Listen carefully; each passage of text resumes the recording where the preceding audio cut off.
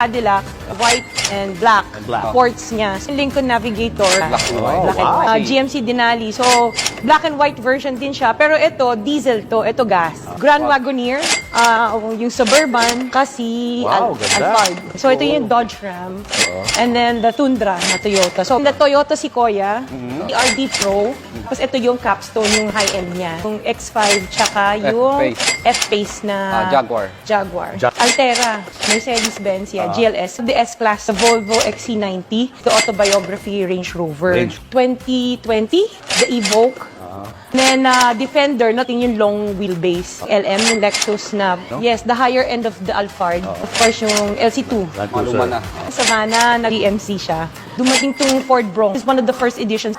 Benz GLE, ito yung X7. We have yung Sprinter, and the Gladiator, the Porsche, Cayenne, Maserati. This is the G63. Benz na Avantgarde, dalawang moon buggy, Bentley, Maybach, Mercedes-Benz Maybach.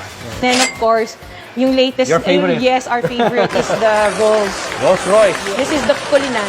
Kukunin ko lahat yung pag-aari mo para itapat doon sa ginawa ninyong pandili lang sa tao.